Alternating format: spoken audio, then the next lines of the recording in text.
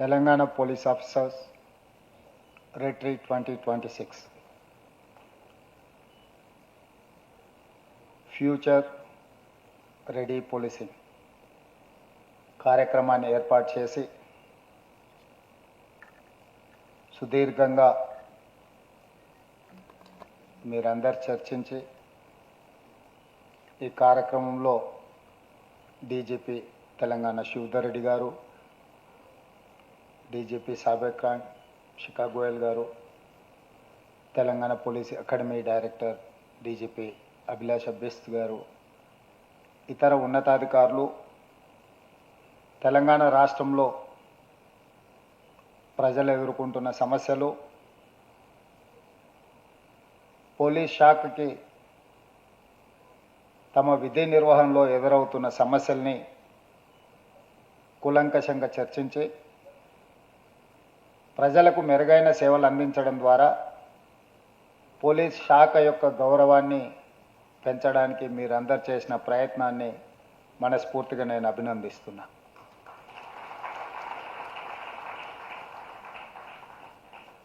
ఎప్పుడైనా ఎక్కడైనా మనం ఎక్కడున్నామో మనం తెలుసుకోగలిగితే మనం ఎక్కడికి చేరాలనుకుంటున్నామో సులువు అవుతుంది. మనం ఉన్న పరిస్థితులు మనకు తెలియనప్పుడు మనం ఎక్కడికి చేరుకోవాలనుకుంటున్నామో చేరుకోవడానికి మనం ఎన్నుకుంటున్న విధానం ఏందో మనకు తెలియని గందరగోళం ఉంటుంది. అందుకే శివధర్ రెడ్డి గారు నా దృష్టికి తీసుకొచ్చి చివరగా 2002 సంవత్సరంలో ఇలాంటి రిట్రీట్ ప్రోగ్రాం చేసినాము. ఇప్పుడు మళ్ళీ చేయాల్సిన అవసరం ఉన్నది. సమాజం ఎదుర్కొంటున్న సమస్యలు, నూతనంగా ఎదురవుతున్న నేరాల యొక్క వేగాన్ని చర్చించుకొని విశ్లేషించుకొని నూతనంగా శాఖలోకి వస్తున్న అధికారులకు అవగాహన కల్పించినప్పుడు తెలంగాణ రాష్ట్ర ప్రభుత్వము మిగతా రాష్ట్రాలకు ఆదర్శంగా నిలబడుతుంది అని చెప్పి శివధర్ రెడ్డి గారు నా దృష్టికి తీసుకురావడం జరిగింది. ఈ విషయంలో డిసెంబర్ 2025లోనే మనం ఈ కార్యక్రమాన్ని ఏర్పాటు చేసుకుందాం అనుకున్నప్పుడు స్థానిక సంస్థల ఎన్నికలు, ఆ తర్వాత వివిధ కార్యక్రమాలతో 2 సార్లు వాయిదా పడి ఈరోజు ఈ కార్యక్రమాన్ని విజయవంతంగా మనం పూర్తి చేసుకోవడం జరిగింది. నాకున్న అవగాహన challenges are 2 verticals. One is technical challenge, the other one is adaptive challenge. Technical ఛాలెంజ్ని అర్థం చేసుకోవాలి, పరిష్కరించాలి అంటే resources, time, these 2 are main ingredients. Technical ఛాలెంజెస్ని పరిష్కరించుకోవడానికి మనకు రిసోర్సెస్, సమయాన్ని కేటాయిస్తే ఆ సమస్యను పరిష్కరించుకోవచ్చు. అడాప్టివ్ ఛాలెంజ్ని పరిష్కరించుకోవాలనుకుంటే we should have common sense. మనం సమస్యను అర్థం చేసుకోవడానికి, సమస్యను అవగాహన చేసుకోవడానికి కొంత సమయం కావాలి. చాలా సందర్భాలలో సమస్య వచ్చినప్పుడు వేగంగా పరిష్కరిద్దామని పరిగెత్తుతాం. ఆ పరిగెత్తడం వల్ల సమస్య పరిష్కారం కాకపోనో అది మరింత గందరగోళానికి దారితీస్తుంది. నా దృష్టిలో ఎంత పెద్ద సమస్య అయినా, ఎంత ఉపద్రవం మీకు ముంచుకొచ్చినా పోలీసు శాఖకు ఉండవలసిన, అధికారికి ఉండవలసిన సంవయనం ఏంటంటే మొట్టమొదట ఆ సమస్యను అర్థం చేసుకోవడంలోనే 50% ఆ సమస్యకు పరిష్కారం దొరికినట్టు. మీకు ఎదురైన సమస్య ఏందో మీకు అర్థమైతే, మీకు ఎదురైన సమస్యలో ఉన్న లోతును మీరు అవగాహన చేసుకుంటే మీరు సమస్యను పరిష్కరించడం సులువు అవుతుంది. సమస్యనే మీకు అర్థం కాలేదు కానీ ఆ సమస్యను పరిష్కరించడానికి చాలా వేగంగా కదిలినాము అని అంటే అది ఎక్కడికి దారితీస్తుందో మీకు తెలియదు. అందుకే ఈరోజు మీరు వివిధ అంశాలకు సంబంధించి 6 వర్టికల్స్ కింద సైబర్ క్రైమ్ కావచ్చు, నార్కోటిక్స్ కావచ్చు, ట్రాఫిక్ కావచ్చు, రిక్రూట్మెంట్ కావచ్చు, ఫైనాన్షియల్ ఇష్యూస్ కావచ్చు, మీ స్టాఫ్ ప్యాటర్న్ కావచ్చు, వీటన్నిటికీ సంబంధించి మీరు కొన్ని గ్రూపులుగా అధికారులు దాదాపుగా 245 మంది అధికారులు ఈ సమావేశ మందిరంలో ఉన్నారు. ప్రతి ఒక్క వర్టికల్కి ఒక డీజీపీ క్యాడర్ ఆఫీసర్ హెడ్ చేస్తూ మిగతా ఇందులో ఆసక్తి కలిగిన ఆఫీసర్లు అందరూ కూర్చొని మీరు ఆ సమస్య లోతును విశ్లేషించి సమస్యల్ని ప్రస్తావించడమే కాకుండా సమస్యలకు పరిష్కారాన్ని చూపించాలని కొన్ని ప్రతిపాదనలు రాష్ట్ర ప్రభుత్వం ముందుకు తీసుకొచ్చింది. ఈ సమస్యల పట్ల రాష్ట్రం ఎదుర్కొంటున్న సమస్యల పట్ల ముఖ్యంగా ఏ రాష్ట్రమైనా ఏ దేశమైనా అభివృద్ధి జరగాలి అంటే మొట్టమొదట రాష్ట్రంలో ఆ ప్రాంతంలో శాంతి భద్రతలు బలంగా ఉండాలి.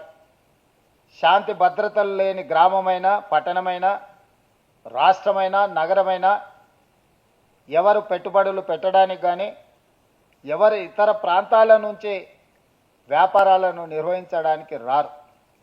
ఈరోజు ప్రపంచ దేశాల్లో మీరు ఎక్కడైనా చూడండి, లా అండ్ ఆర్డర్ కంట్రోల్ చేయగలిగిన రాష్ట్రాలలోనే పరిశ్రమలు రావడం, ఆ పరిశ్రమలలో ఉత్పత్తి ప్రారంభించడం, ఆ తర్వాత రాష్ట్రం యొక్క ఆర్థిక పరిస్థితులు మెరుగుపడడం మనం చూస్తున్నాం.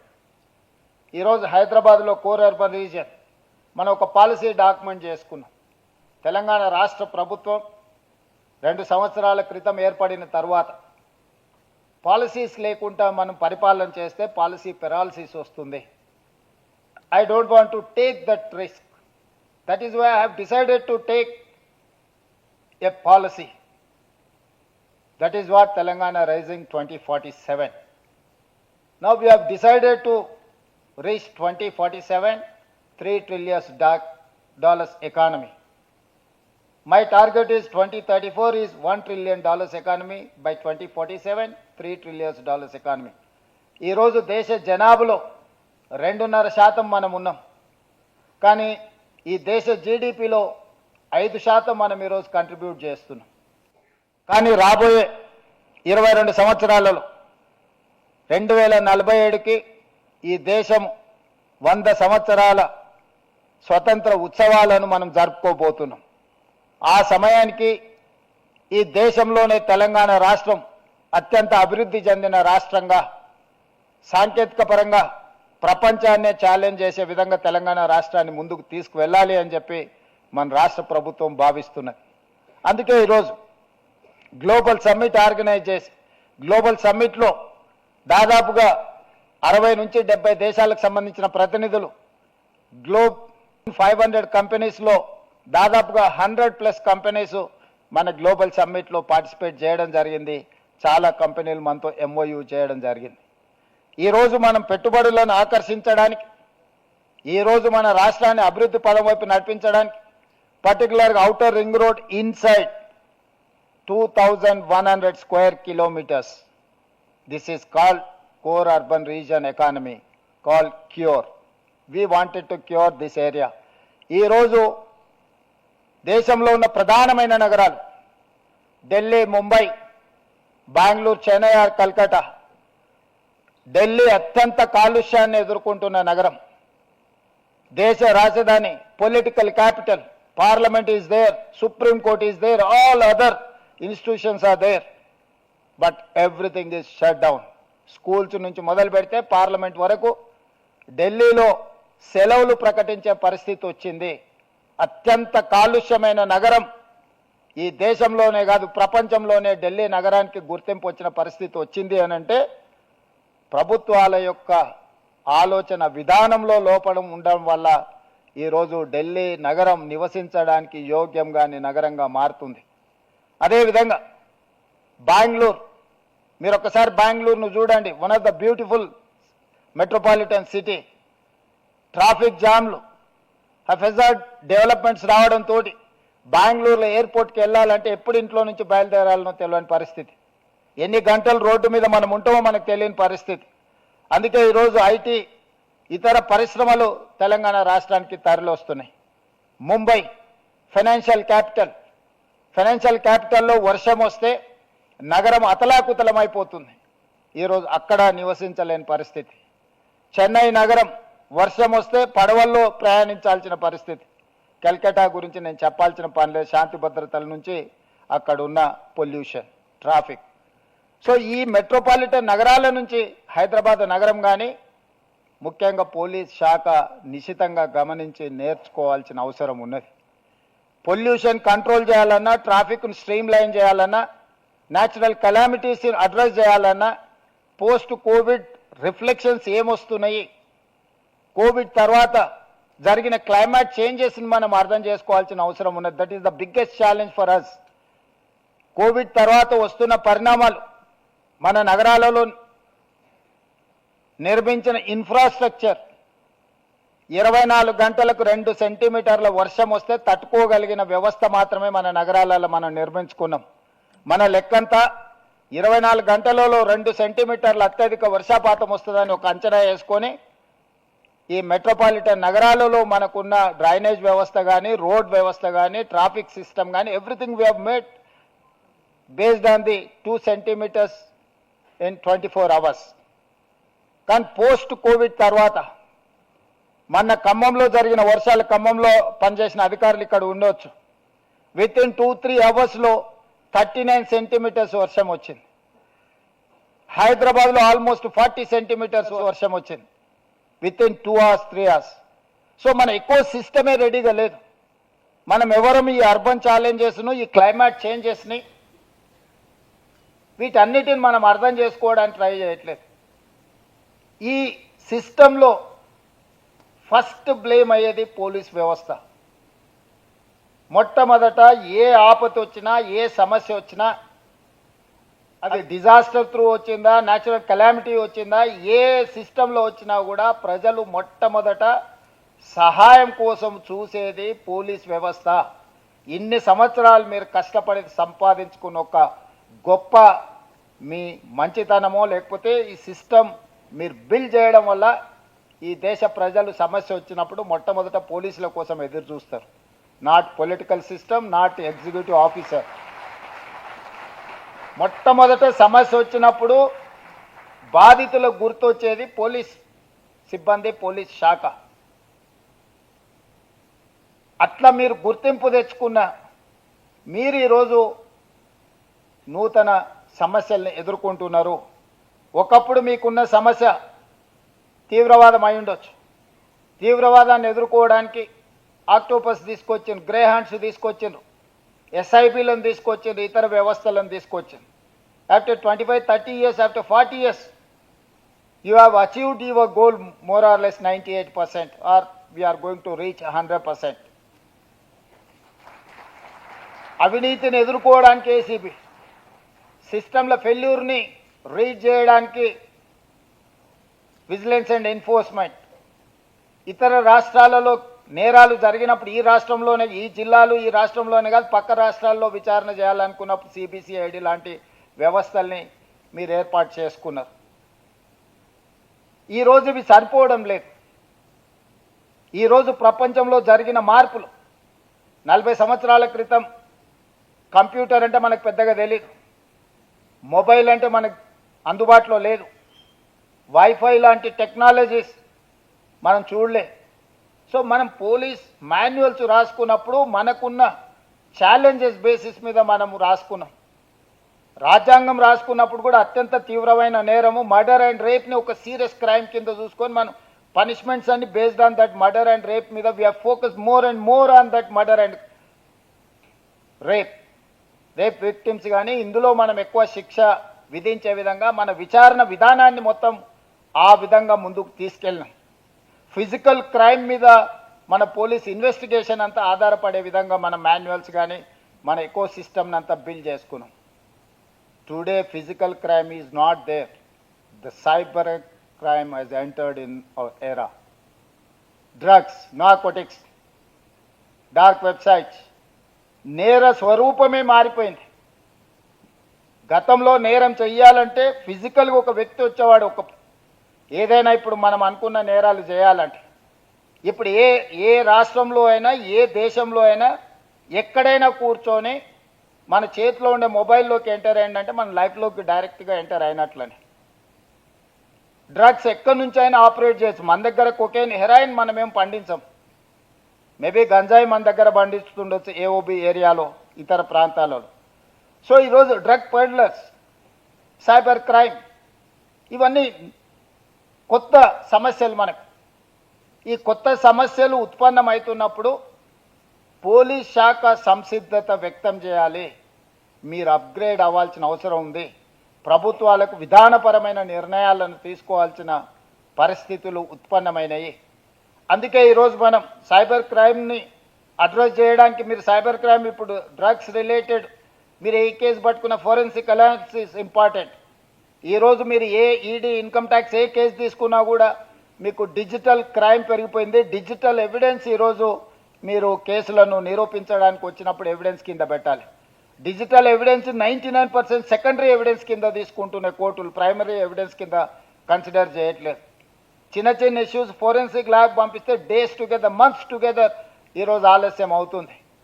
Not only equipment, you don't have establishment. మన దగ్గర సాంకేతిక పరమైన నైపుణ్యం ఉన్న అధికారులు లేకుండా పోయినరు. ఒకప్పుడు మనకు సమస్య వచ్చినప్పుడు గ్రేహాండ్స్లో ట్రైనింగ్ ఇచ్చినాం, ఆక్టోపస్లో ట్రైనింగ్ ఇచ్చినాం, అదర్ ఫీల్డ్స్లో మీరు ఎంపవర్ చేశారు మీ యూనిఫామ్డ్ ఫోర్సెస్. కానీ ఈరోజు అలాంటి నేరాలు తగ్గిపోయినాయి. కొత్త నేరం వచ్చి నేర స్వభావమే మారిపోయింది.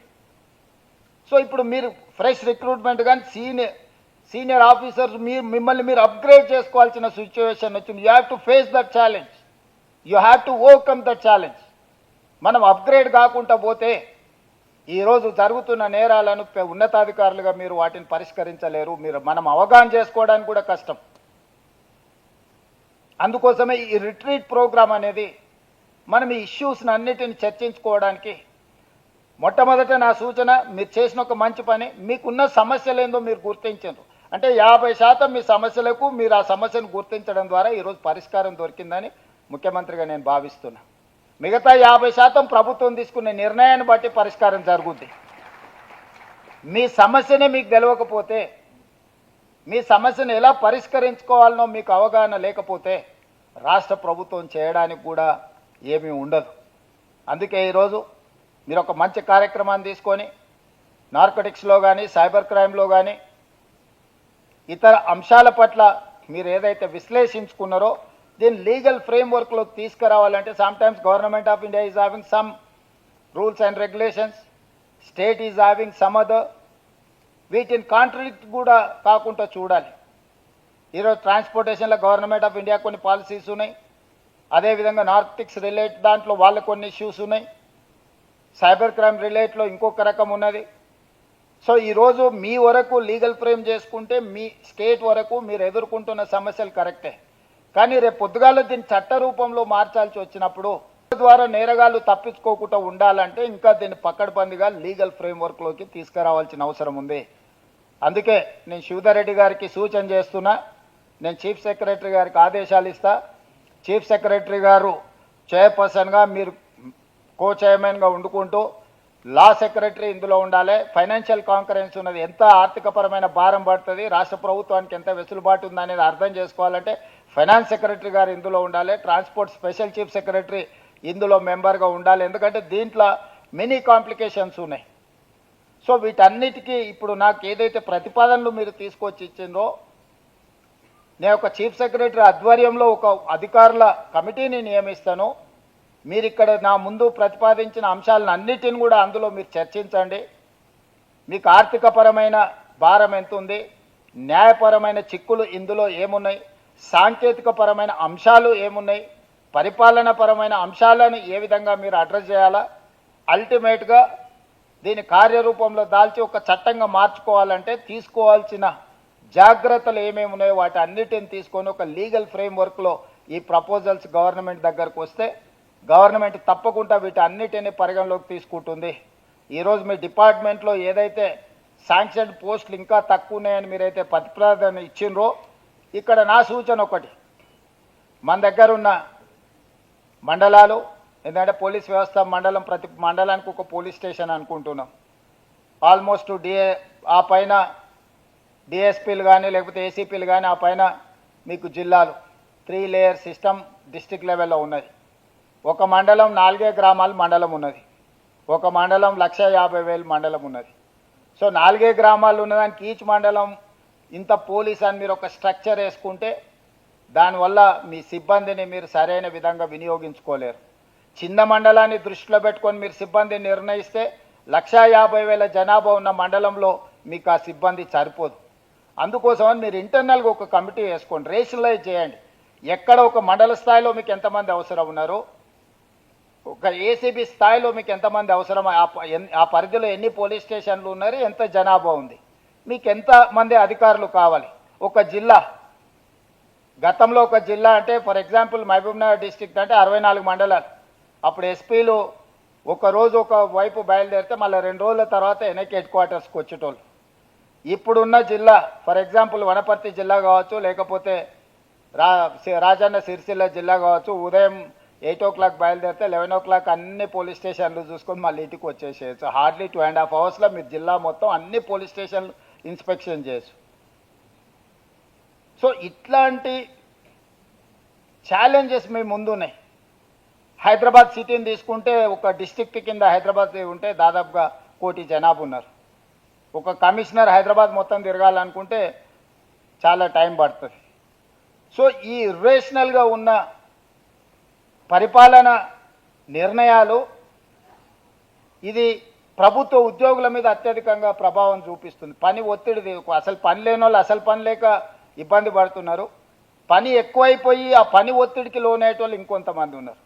అందుకోసమని నేను డీజీపీ గారికి సూచన చేస్తున్నా, మీరు రేషనలైజ్ చేసుకోండి మీ స్టాఫ్ని. ఏ మండలంలో ఎంత జనాభా ఉన్నారు, మీరు జనాభా ప్రాతిపదికన మీకు పోలీసింగ్ కోసం కూడా ఒక మాన్యువల్ ఉన్నట్టున్నారు నాకు తెలిసినంత వరకు. ఎంతమందికి ఒక అధికారి ఉండాలి, ఒక కానిస్టేబుల్ ఉండాలి, లేకపోతే ఒక హెడ్ కానిస్టేబుల్ ఉండాలి, ఒక ఎస్ఐ ఉండాలని జనాభా ప్రాతిపదికన ఏదైతే మీ మాన్యువల్స్ ఉన్నాయో మీరు ఒక్కసారి దాన్ని ఎగ్జామిన్ చేయండి. ఒక జిల్లాకి ఎంత స్టాఫ్ కావాలా. ఇప్పుడు ఒక పెద్ద జిల్లా ఉన్నా నాకు 2 IPSలు ఉంటే సరిపోద్ది. ఒక ఎస్పీ ఉండి ఒక నాన్ క్యాడర్ అంటే క్రైమ్ చూడడానికి ఒకరిని వేస్తే మిగతా నాన్ క్యాడర్ వాళ్ళని వేసుకున్నా. కానీ అదే హైదరాబాద్ డిస్టిక్లోకి వస్తే నాకు 50 మందిని పెట్టినా సరిపోదు. ఎందుకంటే ఇక్కడ నాకు సైబర్ క్రైమ్ ఉంటుంది, ఈగల్స్, డ్రగ్స్ ఉన్నాయి, ట్రాఫిక్ ఇష్యూస్ ఉన్నాయి, అదర్ ఆల్ ఇష్యూస్ ఉన్నాయి. నీకు వనపర్తి జిల్లాలో ఒక IPS ఉంటే మోర్ దాన్ ఎనఫ్. అట్లా అంటే ఆ IPSకు పనే లేకుండా పోద్ది. కానీ అదే హైదరాబాద్ డిస్ట్రిక్ట్కి వచ్చేటప్పటికి మీకు 30-40 మంది IPSలను పెట్టినా కూడా సరిపోనంత పని ఉంది. సో ఇట్లాంటి విషయాలను అన్నిటిని కూడా శాఖాపరంగా మొదట మీరు విశ్లేషించుకోండి. హ్యూమన్ రిసోర్స్ని రేషనలైజ్ చేయడం, హ్యూమన్ రిసోర్స్ని ఒక పద్ధతిలో వాడుకోవడం అనేది కూడా పరిపాలనలో ఒక భాగం. కాబట్టి మీరు ఏదైనా ఇంటర్నల్ ఒక అరేంజ్మెంట్ చేసుకోండి. దీన్ని ఏ రకంగా రేషనలైజ్ చేయాలి, ఏ రకంగా ఈ అధికారులను మనం సద్వినియోగం చేసుకోవాలి, ఏ రకంగా వీళ్ళకు పని కల్పించాలి, ఏ రకంగా పని ఒత్తిడి ఎక్కువ ఉన్న వాళ్ళకు ఆ ఒత్తిడి తగ్గించాలి. ఈరోజు ఇంతకుముందు మీరు ర్యాపిడ్ యాక్షన్ ఫోర్స్ లాంటి వాళ్ళని, లేకపోతే మహారాష్ట్రలో స్పెషల్ టీమ్స్ ఉన్నట్టున్నాయి, అంటే ఏదైనా ఇన్సిడెంట్స్ జరిగితే ఎస్కేఫ్ లాంటివి ఉన్నట్టున్నాయి. అట్లనే ఈరోజు మీరు అడిగినారు. కానీ మీకు గ్రే హ్యాండ్స్లో 1200 మంది వెల్ ట్రైన్డ్ ఫోర్స్ ఉంది. ఈరోజు మీ కోంబింగ్ ఇవన్నీ తగ్గిన సందర్భంలో వాళ్ళని ఎక్కడో ఒక దగ్గర మళ్ళీ మీరు రీఅరేంజ్మెంట్ చేసుకోవాలి. సో ఇట్లాంటి మీరు ఏదైతే శాంక్షన్డ్ పోస్టులు ఒక పర్పస్కి వాటికి డిఫైన్ చేసిన మీ సిబ్బంది ఉన్నారో ఆ పర్పసే మీరు పరిష్కారం అయిపోయింది, రిజాల్వ్ అయిపోయింది అంటుంది. మరి అక్కడ ఆ సిబ్బందిని కొనసాగించడం వల్ల ఏమి ప్రయోజనము, వాళ్ళు ఎందులో నిష్ణాతులు. ఇంతకుముందు డిజాస్టర్లే స్టేట్కి డిజాస్టర్ టీంలు వేసినాం, ఆల్మోస్ట్ 2000 మందిని ఈరోజు మనం ఆ డిపార్ట్మెంట్లో యాడ్ చేసినాం. ఈరోజు హైదరాబాద్లో మేజర్ ఇష్యూస్ని అడ్రస్ చేయడానికి హైడ్రా తీసుకున్నాం. హైడ్రాలో ఆల్మోస్ట్ ఈరోజు 3000 మంది సిబ్బంది పనిచేస్తున్నారు, ఒక ఐజీ కార్డర్ ఆఫీసర్ ఉన్నాడు. సో సిటీలో ఉన్న లేక్ ఎంక్రోచ్మెంట్, నాలా encroachment, government parks encroachment, roads అంటే ఆపరేషన్ రోప్ అండ్ రోడ్ల మీద ఉన్న రోడ్లను ఎంకరేజ్ చేసి ఫుట్పాత్లను ఎంకరేజ్ చేసిన వాళ్ళని అన్నింటిని తొలగించడానికి కూడా ఈరోజు మనం ట్రాఫిక్లోకి వ్యవస్థ తీసుకొచ్చినాం.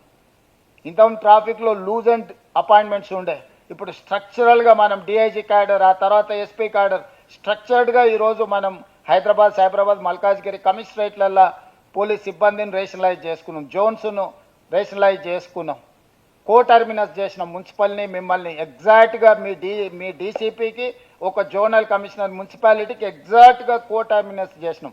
ఇంతకుముందు కోఆర్డినేషనే ఉండేది కాదు. Next electricity department, GST department, all departments I want to do with కోటామినస్. లేకపోతే మీకు ఒకరికొకరికి అధికారులకు సమన్వయమే లేకుండా పోయింది. ఇంతకుముందు మీరు చాలా విషయాలు ఇన్ఫర్మేషన్ గురించి మాట్లాడిండ్రు, అదంతా ఇన్ఫర్మేషన్ బయట ఎక్కడలేదు, విత్ ఇన్ ద డిపార్ట్మెంట్స్లోనే ఉంది. ఏసీబీ వాళ్ళు అడిగితే విజిలెన్స్ వాళ్ళు ఇన్ఫర్మేషన్ ఇయర్, విజిలెన్స్ వాళ్ళు అడిగితే లా అండ్ ఆర్డర్ వాళ్ళు ఇన్ఫర్మేషన్ ఇయర్, ఈ ముగ్గురు అడిగితే రెవెన్యూ డిపార్ట్మెంట్ ఇన్ఫర్మేషన్ ఇయ్యదు. సో మీ డిపార్ట్మెంట్లో ఉన్న విచారణలో మీరు సేకరిస్తున్న సమాచారాన్ని అంతా కూడా ICCCలో ఒక డేటాబేస్ తయారు చేయండి. దానికి ఒక మంచి ఆఫీసర్, ఒక ఎఫెక్టివ్ ఆఫీసర్, ఒక టీమ్ని ఎస్టాబ్లిష్ చేయండి.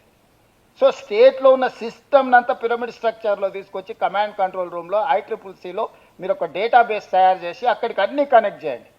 ఏ పోలీస్ స్టేషన్లో ఏ క్రైమ్ జరిగినా ఏదైనా డేటా అడగాలనుకున్నా జస్ట్ కమాండ్ కంట్రోల్ని రీచ్ అయితే they have to give within a minute. ఎందుకంటే మన దగ్గర టెక్నాలజీ ఉంది. You need not to depend on physical manual ఇదంతా. సో ఇది మన డిపార్ట్మెంట్లో within the department also there are many lapses. So వీటిని కూడా మనము ఈ రోజున్న సాంకేతికపరమైన పరిజ్ఞానాన్ని ఉపయోగించుకుంటూ డిపార్ట్మెంట్ను కూడా ఎంపవర్ చేసుకోవాల్సిన బాధ్యత మనందరి మీద ఉన్నది. దాంతోపాటు ట్రాఫిక్ అత్యంత పెద్ద సమస్య ఈరోజు సిటీలో ట్రాఫికే. ఫిజికల్ పోలీసింగ్ లేకుండా పోయింది, అది కూడా మనకు అవసరం. Seeing is belief. మనం కూర్చొని ఎన్ని చట్టాలు రాసినా ఎన్ని శిక్షలు అని చెప్పినా ఇంకా మనం అంతా అప్గ్రేడ్ అవ్వాలి. అమెరికా పోతే మనం ఒక పద్ధతిలో బిహేవ్ చేస్తాం, ఎయిర్పోర్ట్లో దిగంగానే మన పద్ధతి మారిపోద్ది, బయటికి రాగానే వాటర్ బాటిల్ రోడ్డు మీద వేస్తాం, అదే పనిగా అద్దం దించి రోడ్ పక్కన ఇసిరేసిపోతాం. అదే అమెరికాలో ఉంటే రోడ్ పక్కన వేసింది కూడా తీసి మనం బ్యాగ్లో పెట్టుకొని పోయి డస్ట్బిన్లో వేస్తాం. సో కల్చరల్ చేంజెస్ కూడా రావాల్సిన అవసరం ఉంది. ప్రజల బిహేవియర్ మారకుండా పోలీసింగ్ ఎంత చేసినా ఎన్ని రకాలుగా మీరు చట్టాలు చేసినా it will take some time. ఒకప్పుడు కార్లకు బ్లాక్ టింట్ వేసుకున్నట్టు లోపల ఎవరున్నారో కనిపించి ఒక పీరియడ్ ఆఫ్ టైంలో మీరు అందరూ స్ట్రిక్ట్గా దాన్ని ఇంప్లిమెంట్ చేయడంతో ఇవాళ కారు కొనుక్కున్నవాడు కార్కు టింట్, గ్లాస్లకు టింట్ వేసుకుంటారని కూడా తెలియని పరిస్థితి వచ్చింది. ఒకప్పుడు డ్రంక్ అండ్ డ్రైవ్ ఇష్యూ లేదు, ఇప్పుడు డ్రంక్ అండ్ డ్రైవ్ ఇష్యూస్ కానీ ఇట్లాంటివి కొన్ని వచ్చినాయి. సో నా సూచన ఏంటంటే ఇక్కడ ఉన్న అధికారులకు స్టేట్ మొత్తం ఇక్కడనే ఉంది పోలీస్ డిపార్ట్మెంట్. సో ఈ రోజే స్వతంత్రం వస్తే ఈ రోజే పోలీస్ డిపార్ట్మెంట్ను ఒకవేళ ఏర్పాటు చేసుకుంటే రాబోయే 25 ఇయర్స్కి మనం ఎట్లా యాక్షన్ ప్లాన్ రెడీ చేసుకోవాలనుకుంటున్నామో మీరు దాన్ని ప్రిపేర్ చేయండి, దాని మీద మీరు డిస్కషన్ చేయండి. మీరు రిక్రూట్ చేసుకున్న దాంట్లో కూడా ఐటీ ప్రొఫెషనల్స్ ఉన్నారు చాలామంది. నేను IPS కానీ గ్రూప్ 1లో రీసెంట్గా సెలెక్ట్ అయిన వాళ్ళందరి వాళ్ళ బ్యాక్గ్రౌండ్ చూసిన. Most of them are well qualified and technically sound. అతనికి ఎందులో నైపుణ్యం ఉందో అతన్ని వీలైనంత మేరకు అక్కడ ప్లేస్ చేయండి.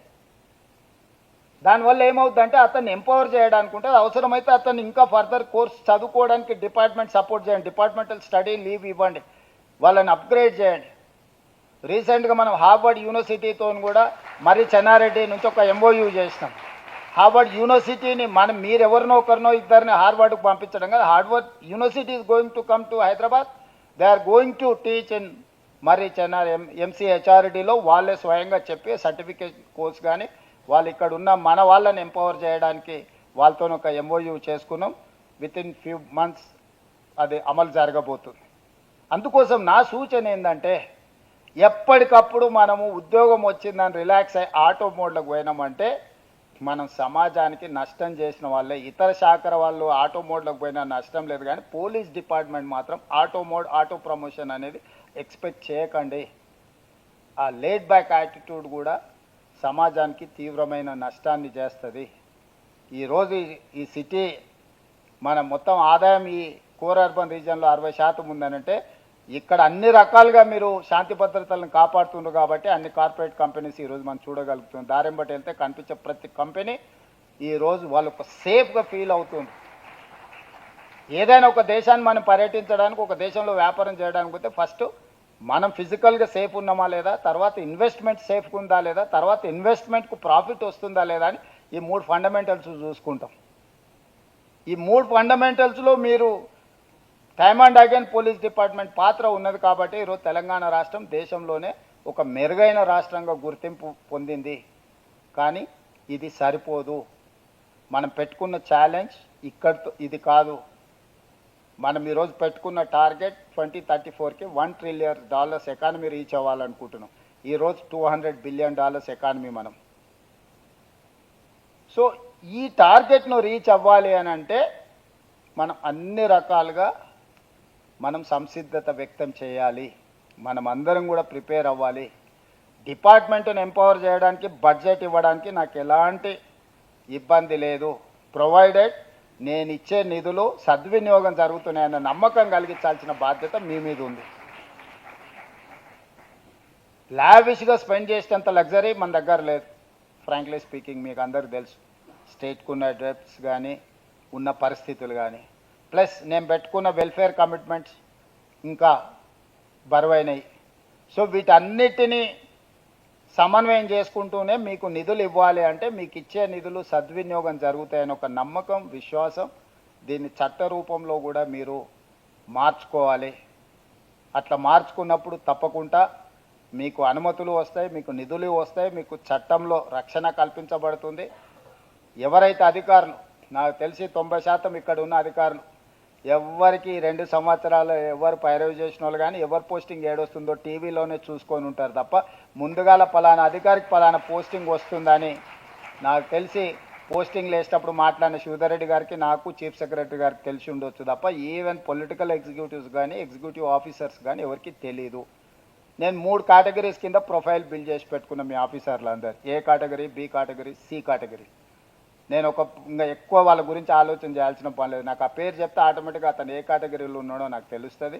నేను ఎస్పీ వేయాలనుకున్నప్పుడు ఎవరిని వేయాలా, నెక్స్ట్ లెవెల్ ఆఫీస్ మేనేజ్మెంట్లో ఎవరిని వేయాలా, ఖాళీగా ఎవరిని కూర్చోబెట్టాలని 3 కేటగిరీస్ కింద నేను ఆల్రెడీ డిఫైన్ చేసి పెట్టుకున్నాను. I may be wrong, I may be right, but I have a data. మీకు కూడా నేను చెప్పేది ఏంటంటే డేటా లేకుండా, డేటాని ఎనాలిసిస్ చేయకుండా మీ టార్గెట్స్ను మీరు పెట్టుకోలేరు, మీ టార్గెట్స్ను మీరు రీచ్ అవ్వలేరు. మీరు డిఫైన్ చేసుకోండి మీకు ఇచ్చిన జాబ్ని, మీ సమస్య ఏందో అర్థం చేసుకోండి. దానికోసం మీ అన్లెస్ అంటిల్ డేటా మీ దగ్గర ఉంటే తప్ప మీరు టార్గెట్ని పెట్టుకోలేరు. టార్గెట్ని పెట్టుకోకపోతే మీకు నాకు ఇద్దరికి అర్థం కాదు. ఇప్పుడు నేను 100 మార్కులకు పరీక్ష రాస్తేనే అందులో నాకు 35 వస్తే పాస్ అయినా, లేదా 20 వచ్చినా 30 వచ్చినా నా గ్రేడ్ ఎక్కడుందో నాకు తెలుస్తుంది. నేను నా టార్గెటే 100 మార్కులకు పరీక్ష రాస్తున్నా, 1000 మార్కులకు పరీక్ష రాస్తున్నా నాకు తెలియకపోతే నాకు ఏ మార్కులు వచ్చినా కూడా నా ఏ ర్యాంకు నాకు తెలియదు. మీకు కూడా మీరు టార్గెట్ అనేది ఫిక్స్ చేసుకోకుండా మీరు ఏ ఎగ్జామ్ రాసినా కూడా there is no point, you don't get any rank. So మీరు ఎక్కడైతే మీ బెంచ్ మార్క్ డిసైడ్ చేసుకుంటున్నారో ఆ బెంచ్ మార్క్లో మీరు ఎక్కడికి రీచ్ అయినారో మీకు తెలుస్తుంది. నేను వెరిఫై చేయాల్సిన పని లేదు. మీ సొంతానికైనా మీరు ఇక్కడ బెంచ్ మార్క్ పెట్టుకుంటే ఇక్కడికి వచ్చినా, ఇక్కడి వరకు చేరినరా, 100% రీచ్ అయినరా. ప్రతి డిపార్ట్మెంట్ను లీడ్ చేసే అధికారులకు ఆ కిందున్న వాళ్ళకు ఒక టార్గెట్ ఇవ్వండి. ఆ కిందున్న వాళ్ళకు వాళ్ళ సమస్యలు ఏంటో అర్థమయ్యేటట్టు చెప్పండి. ఆ సమస్యలను పరిష్కరించడానికి వాళ్ళకి అవకాశం ఇవ్వండి, కొంత స్పేస్ ఇవ్వండి. They have to understand. వాళ్ళని అర్థం చేసుకోవడానికి కొంత సమయం ఇవ్వకుండా మనం ఒత్తిడి చేసినామంటే ఆ గందరగోళంలో ఒకటి చేయడానికి పోయి ఇంకొకటి చేసే అవకాశం ఉంటుంది. ఎందుకంటే యూనిఫామ్డ్ ఫోర్స్లో వన్ సైడే ఉంటుంది. మన్ కీ బాత్ రేడియోలో వన్ సైడే వినాల్సి వస్తుంది, మనం వెనక్కి చెప్పడానికి ఏముండదు. మీకు తెలుసు కదా, పెద్దసారి మన్ కీ బాత్లో ఆయన చెప్పేదంతా మనం వినాల్సింది. మీరు కూడా అట్లా మన్ కీ బాత్ కిందోళ్ళకి చెప్పేది కాబట్టి కింది నుంచి కూడా పుష్ అండ్ పుల్ పెట్టుకుంటే దానివల్ల మీకు ఉపయోగం ఉంటుంది. గ్రౌండ్ రియాలిటీ ఒక స్టేజ్ తర్వాత మనందరం, నేను జెడ్పీటీసీగా ఉన్నప్పుడు నాకు ఒక ఫీడ్బ్యాక్ ఉండేది, నేను ఎమ్మెల్సీగా ఉన్నప్పుడు నాకు ఇంకో రకం ఫీడ్బ్యాక్ ఉండేది, నేను ఎమ్మెల్యే అయినప్పుడు నాకు ఎక్కువ ఫీడ్బ్యాక్ ఉండేది. ఎందుకంటే ప్రతి గ్రామంలో జనాల్లో నేను కలిసేటోని. ఎంపీ అయినాక అది తగ్గిపోయింది, ముఖ్యమంత్రి అయిపోయినాక ఇంకా తగ్గిపోయింది. కాకపోతే ఆ ప్రీవియస్ ఎక్స్పీరియన్సే ఈరోజు నేను షో రన్ చేయడానికి పనికొస్తుంది. సో గ్రౌండ్లో ఎవరైతే పని చేస్తాడో అతనికి ఎక్కువ అవగాహన ఉంటుంది. గ్రౌండ్లో ఉండే వాళ్ళతోనే టాప్లో ఉండే వాళ్ళు ఒక కనెక్ట్ బిల్డ్ చేసుకుంటే దాంతో మనకు సమస్యలు ఏ విధంగా ఉన్నాయో అర్థమవుతాయి, సమస్యలకు పరిష్కారం ఉంటుంది. ప్రతి ఇష్యూను మెకానికల్గా అడ్రస్ చేయకండి. మీ సబార్డినేట్స్ను కానీ సమస్యతో వచ్చిన బాధితులను కానీ హ్యూమన్ టచ్ అనేది very important, particular in police department. అధికారులకు మధ్యన కానీ అధికారుల మధ్యలో సబార్డినేట్స్ను కానీ మనం ఒక 5 నిమిషాలు వాళ్ళని ఆగి పలకరించి మాట్లాడితే కూడా they feel more happy and they work 2 more hours extra. మనం అసలు పలకరియకుండా వాళ్ళని అసలు మనుషుల్లాగానే చూడకుండా వ్యవహరించినప్పుడు కొన్నిసార్లు ఏమైందనంటే వాళ్ళు కూడా ఇక ఒక రకంగా వ్యవహరిస్తారు. ఎందుకంటే నేను పొలిటికల్ సిస్టంలో చూస్తుంటా. సో ఎక్కడైనా మనందరం మనమే కాబట్టి మనకు ఒక హైరార్కీ సిస్టంలో పనిచేసేటప్పుడు ఇవి ఉంటాయి.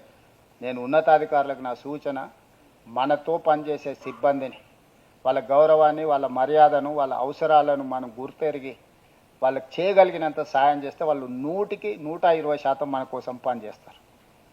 అది ఖచ్చితంగా మీరు కొత్తగా ఇంతకుముందు చేసేవాళ్ళు చాలామంది ఉన్నారు.